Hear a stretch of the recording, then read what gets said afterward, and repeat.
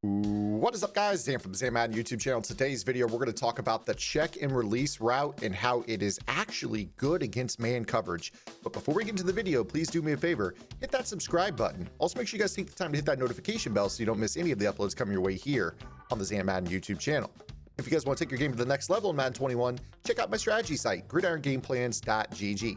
Gridiron Game Plans is your one-stop source for all things competitive Madden. Every week in our Vault update, we take a look at the meta, or the most effective tactics available being used by pro players on the MCS circuit, breaking down not only how and why the pros do what they do, but most importantly, how you can counter those metas when you face them in online gameplay. On top of that, your subscription also includes any and every offensive and defensive game plan released on the website while your subscription is active. Most recently, I just released my 2-hour plus long defensive game plan out of the nickel 2-4-5 formation. You guys should definitely check it out. It's getting a lot of rave reviews out there in the community right now. Seeing a lot of players starting to go to this, and I think that you guys will really enjoy it as it stops most of the most popular passing metas and can gap shoot most of the heavy runs in the game as well. So head over to gridirongameplans.gg. $9.95 per month unlocks the entire website. Okay, guys, without further ado, let's get into today's video. We're going to be talking about the check and release route. This is a route that EA kind of tuned over the last couple months. One of the recent title updates, I'm not sure exactly which one, added in a little bit of a different logic for defending the check and release routes. One of the major beefs with this route over the last few years as a whole has been that the route is really inconsistent, and it also just kind of resulted in the player that was guarding the running back always knowing that it was a check and release route. So let's go ahead and talk about it. A check and release route is a purple route for the running back. You actually can put the running back on a check and release by hitting the right stick down, and they'll send him to the flat. But there's also, if you have the hot route master or the backfield master, the block and release hook, which is going to send him on a curl.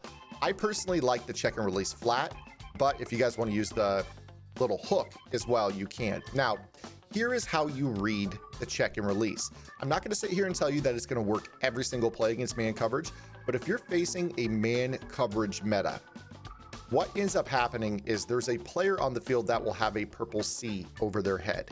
That is the player that is going to essentially dictate what the running back does, or the running back will respond to what he does. There are two different types of things that the player with the C over his head will do. He will either run down if he's in a man coverage assignment and stare at the running back, or he will just blatantly blitz. And a lot of times when he blatantly blitzes, he'll actually end up nano detected, which doesn't make any sense to me, but that's neither here nor there.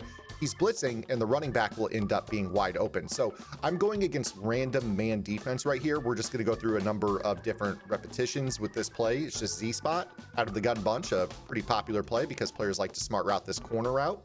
And it does a good job of beating man coverage, and there's other hot routes that most players like to run. So besides that, let's look at this check and release route and just kind of read what players are doing. So you see right here how he just kind of nano blitzes, or nano detects rather, after being blitzed. That leaves the running back wide open on his check and release. So basically what ends up happening is you're just going to run this play and watch the player that has the C over his head.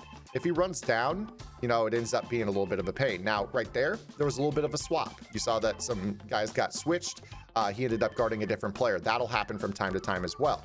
Now, here in this example, you see that there's a guy. He ends up running and getting nano detected, and then the running back blocks him, and we're able to dump it off to him in the flat. So anytime they blitz, the running back is going to end up being wide open. And I apologize for saying nano detected. He really didn't get nano detected right there. But again, as we kind of work through this, you see right here, that example is an example where the player ran down but didn't all the way blitz. So what you'll typically notice is that there's a slight difference between them blitzing and them running down to guard the running back. If they basically run down and come through the gap, you will notice that the running back will be open. If they freeze and just stand there, there's a difference. If they basically put their hands out, that means they're blitzing and they were nano detected. If they just run and kind of stare at the running back, like you see right here, he's kind of hiding behind those players, but he's staring at the running back. He's going to guard the running back out in the flat, so he's not fooled. You'll need to make sure you go on to a different read. In this case, I threw a slant. So again, as we kind of go through this here, watching right here, there's a little bit of a switch. ends up being a spot where, you know, obviously it was guarded. Certain formations are going to cause some man switches depending on the route combo that you're running, obviously. But a lot of these nickel sets in particular, you'll notice that the guy tends to blitz. You see right there was a switch, and the guy that was assigned it blitzed, and the running back just released wide open out into the flat. Why is this important? Well, this is important because if you're getting into some of these little bit more aggressive style plays, or even honestly plays where the user is responsible for the running back, you could actually kind of fool them. So while I'm in the Patriots book, let me go ahead and run like the 2-4-5 double A gap meta, right? So let's imagine that we're running cover one hole press, which is everyone's favorite play. You mix up the pressure with the purples. This is a tool that you can actually use to, you know, free up a check down for yourself. So let's say for whatever reason I'm running clear out. That's, you know, a really popular play right now. Obviously it's better against zone, but we want to put a delay route on this play. Well, in the cover one hole play, you see it's this player Bentley. So we go ahead and take a look at this here. He ends up staring at the running back, which is fine. So now we're in a spot where we have to make a different read. Obviously the route combo and clear out is, you know, not a man beating play. But again, as we kind of run through this here, see right here, again, guarding the guy. So we have to make a different read. So we throw that away. But when they start to get into some of these heavier blitzes, you're going to notice that the user ends up being responsible for the running back. So a lot of times what you get is something that looks like this. And they're going to be looking at the running back. If he blocks, what they end up doing is going to kind of cover in the middle of the field, right? So what we can do is set up a 6 versus 6 protection by delay fade the running back and slide protect. And what this is going to do is it's going to invite the player on the left off the edge. The running back will cut block him and then release wide open to the flat while the user ends up guarding something else. So you have to kind of imagine what's going to happen is they're going to look, okay, running back stays in, I'm going to drop back. So then they drop back into their zone over the middle of the field or whatever. And then they end up, you know, leaving the running back wide open later in the play. So as we kind of show this here, I'm going to click off of McCourty. You know, if you run a check and release here, you see here, he's going to block that guy. Now McCourty's going to go off and run his route. You see that the running back gets up and then runs his route. Now, he took forever to get up right there. Sometimes they will take a little bit longer to get up. It's not all the time, but in particular, especially if you're facing this blitz meta, you know, you're going to get a lot of examples where this guy's responsible right here. And if you can kind of set up your check and release route by sliding your protection, you know, you might be able to get that cut block. Well, right there, he actually released right away. But, you know, if they see that guy stay in initially, they're probably going to peel back to guard their route. And that's really what we're looking for here in this example. So, you know, you're going to get scenarios where they're going to stack right here and then peel back in coverage. So I'm just kind of mimicking that. I'll click off of them here. But again, you're going to be able to kind of put the running back on that check and release, slide your protection. If you can get it on that outside linebacker, that's preferable. You see that he's going to cut him, and then he's going to get up, and he's going to be wide open out there in the flat. Hopefully you get a better pass than what Brady gives you. So you could use this to beat the actual just cover one. Here's a linebacker on the running back, or you can actually use it to beat the blitz meta as well, because a lot of players will end up kind of ignoring their assignment once they see the running back stand a block. They're not going to expect you to run the check and release. So I'm just trying to mimic that. So, you know, when they come down and they mug a gap like so right here, and then they peel back in coverage, you know, that's essentially, and I can't really click off of him here. I'm just going to leave him like right here and then stand right there. So, you know, when you do this, slide your protection, try to get that C on somebody. You're going to see right here, the running back's going to block that player that has the C icon over his head. And then that user, which is McCourty, stacked behind him, is going to turn and bail more often than not. So now you're going to see the running back releases. You're able to dump that in the flat and scamper upfield for big yardage. So this is something that you could use against the blitz very, very well. Now, I want to go back to the man coverage. Obviously, we've seen a couple examples where Bentley has stayed in and known that the running back has been on that route. Let me click off of him here. That's not always going to be the case. You see right here, he blitzes, and then you can kind of dump the ball to running back as well. So, you know, it is a dice roll.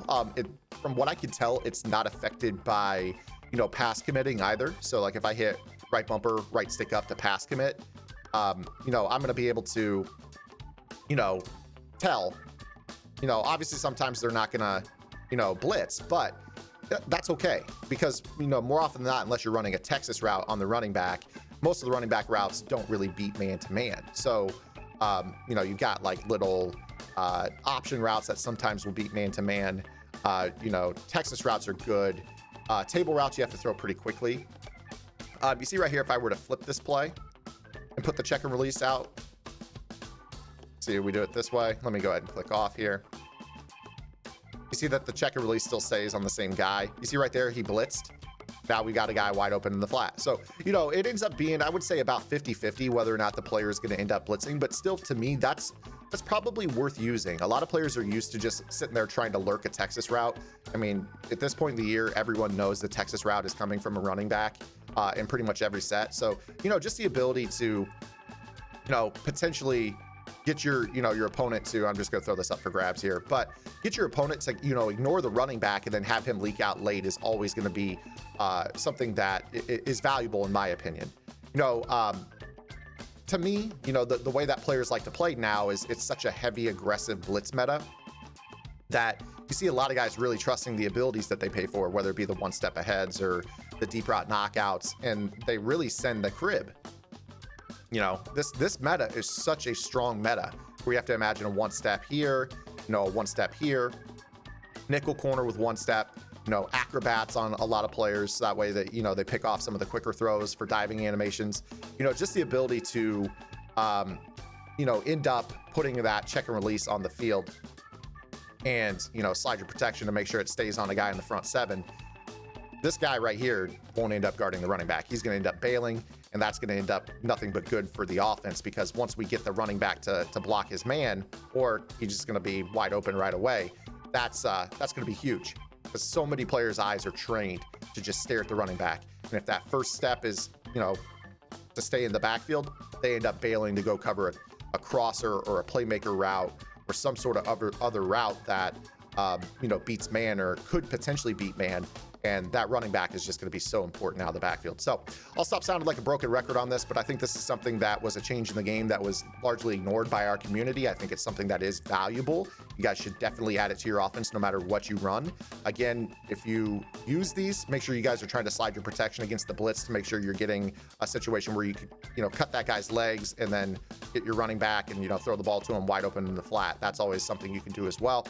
If you guys use the backfield master as well, that is something that you can always work the block and release curl as well to get more momentum upfield. I'll show that to you one last time here before we hit the road here on this video. But again, guys, if you guys like this video, make sure you guys give it a thumbs up. If you have any questions, comments, concerns, or complaints, please be certain to drop those below as well. As you see that cut block, and then the running back's going to get up, and then, you know, you can throw it, and actually if you have time to click on and rack it, you can end up getting upfield. But you see how much turf there really is over the middle as well on this concept. So hopefully you guys liked the video. If you did, give it a thumbs up. Make sure you subscribe to the channel. Check out gridirongameplans.gg. We'll see you guys here tomorrow with our next video upload. Until then, this is Zan. Get in the lab and good luck.